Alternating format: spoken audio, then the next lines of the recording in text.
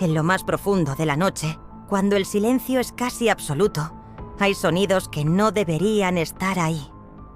Un silbido juguetón, una melodía infantil que se arrastra por las calles vacías. Tralalero, tralalá. Pocos lo han escuchado y vivido para contarlo, pero su historia ha perdurado, susurrada de generación en generación. Hoy no vamos a contar la leyenda. Vamos a investigar qué pasó realmente, a desentrañar el origen de esa macabra tonada. Todo comienza en un pequeño pueblo minero, olvidado por el tiempo y el progreso, a principios del siglo XX. Un lugar donde el polvo del carbón lo cubría todo y la vida era tan dura como la roca que extraían. En este pueblo vivía un hombre llamado Elías. No era minero, sino juguetero. Un hombre solitario, con manos hábiles y una mirada triste. Su única alegría era su hijo, un pequeño de 7 años llamado Mateo. Mateo era un niño especial, lleno de vida y con una imaginación desbordante. Su risa era el único color en aquel pueblo gris. Y tenía una costumbre. Siempre estaba cantando. Una cancioncilla simple que él mismo había inventado mientras jugaba con los autómatas de madera que su padre le fabricaba. Tralalero, tralalá, vamos todos a jugar. Esa era su melodía, el himno de su inocencia. Elías adoraba a su hijo más que a nada en el mundo. Cada noche, después de cerrar su taller, dedicaba horas a crearle nuevos juguetes. Marionetas que danzaban, pájaros de madera que movían las alas. Y el favorito de Mateo era un pequeño payaso de madera con una sonrisa pintada y un resorte en el cuello, que hacía que su cabeza se balanceara mientras cantaba su canción. Pero en un pueblo minero, la tragedia siempre acecha bajo tierra.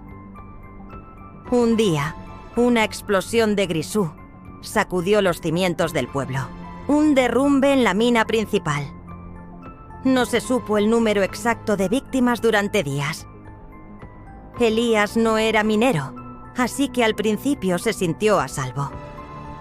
Pero las horas pasaban y Mateo no volvía de jugar cerca de la entrada de la mina, donde solía saludar a los trabajadores que salían. La desesperación se apoderó de Elías. Buscó por todas partes, gritando el nombre de su hijo hasta quedarse sin voz. Los equipos de rescate estaban desbordados, centrados en los mineros atrapados. Nadie tenía tiempo para buscar a un niño perdido. Pasaron 3 días. 3 días de angustia infernal. Finalmente encontraron a Mateo. No dentro de la mina, sino en una pequeña cueva lateral cerca de la entrada, donde al parecer se había refugiado del estruendo. No había sobrevivido. La onda expansiva lo había alcanzado. En su mano, todavía apretaba con fuerza su pequeño payaso de madera. El mundo de Elías se derrumbó. El silencio de su taller se volvió ensordecedor, solo interrumpido por el eco de una risa y una canción que ya no estaban. El juguetero ya no creaba juguetes para alegrar a los niños. Su corazón se había llenado de una oscuridad tan profunda como la mina que le arrebató a su hijo. Se obsesionó. La pena se convirtió en rabia, y la rabia en una locura silenciosa y metódica. Empezó a trabajar en algo nuevo, algo diferente. Utilizando sus habilidades de relojero y juguetero, comenzó a construir autómatas más complejos. Ya no eran simples muñecos de madera. Eran criaturas de engranajes y resortes, de un tamaño casi real. Pasaba noches enteras en su taller, entre el chirrido del metal y el olor a aceite. El pueblo, sumido en su propio luto, apenas se percató del cambio en el solitario juguetero. Solo escuchaban, a veces, un martilleo constante y una extraña melodía metálica que provenía de su taller.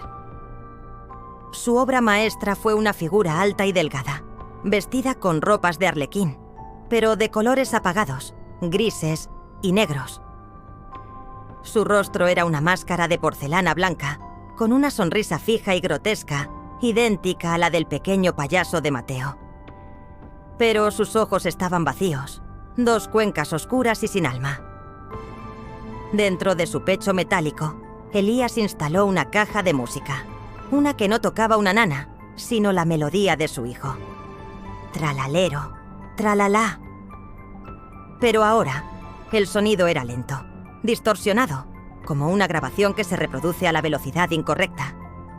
Una noche, Elías terminó su creación. La activó. La figura se movió con una rigidez antinatural. Sus largas extremidades se desplegaron y comenzó a caminar. Y de su interior surgió la melodía. Tralalero, tralalá. Era una profanación, un eco retorcido de la alegría de su hijo. Elías había creado un monumento a su dolor, un recipiente para su odio. Su plan era simple y demencial. Si el pueblo no había podido proteger a su hijo, entonces ninguno de sus hijos estaría a salvo. La criatura sería el recordatorio andante de su pérdida, un terror que acecharía en la noche. La primera desaparición ocurrió una semana después. Un niño que jugaba en la calle al anochecer. Lo último que sus amigos escucharon fue una extraña cancioncilla acercándose en la oscuridad. El pánico se apoderó del pueblo. Toques de queda, puertas cerradas con llave. Pero no sirvió de nada. Las desapariciones continuaron. Siempre de noche. Siempre niños solos. Y siempre el mismo testimonio de los aterrorizados vecinos. Un silbido mecánico, una melodía infantil que helaba la sangre. Tralalero, tralalá.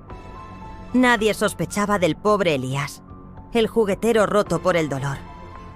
Era una víctima más, pensaban. Pero un grupo de mineros, hombres rudos que no creían en fantasmas, decidieron poner fin al terror. Una noche, se armaron con picos y lámparas y esperaron. No tardaron en escucharla. La melodía se acercaba, rebotando en las paredes de las casas. Y entonces lo vieron. Una figura alta, desgarbada, moviéndose de forma inhumana bajo la luz de la luna. El enfrentamiento fue brutal. La criatura era increíblemente fuerte y resistente. Los picos rebotaban en su cuerpo metálico. Pero los mineros, acostumbrados a luchar contra la roca, no se rindieron. Acorralaron al autómata en un callejón sin salida. Con un golpe certero, uno de ellos logró destrozarle el pecho. Los engranajes saltaron, los resortes se rompieron y la música se detuvo con un chirrido agónico. La criatura cayó al suelo, inerte. Cuando la noticia llegó a oídos de Elías, supo que todo había terminado. Antes de que los mineros llegaran a su taller para exigir respuestas, tomó una decisión final.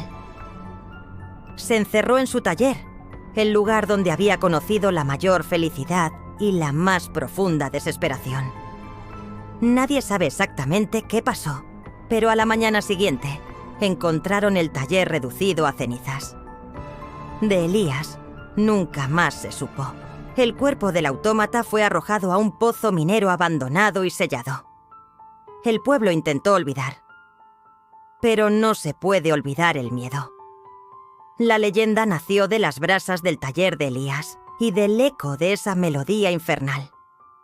Se dice que el espíritu vengativo de Elías se fusionó con su creación, que su dolor fue tan grande que no pudo encontrar descanso, y que, en las noches más oscuras, cuando el viento sopla de cierta manera, todavía se puede escuchar un eco metálico, un silbido lejano que se arrastra desde las profundidades de la tierra. Un recordatorio de que algunos dolores nunca mueren. Simplemente cambian de forma y siguen esperando en la oscuridad para volver a jugar.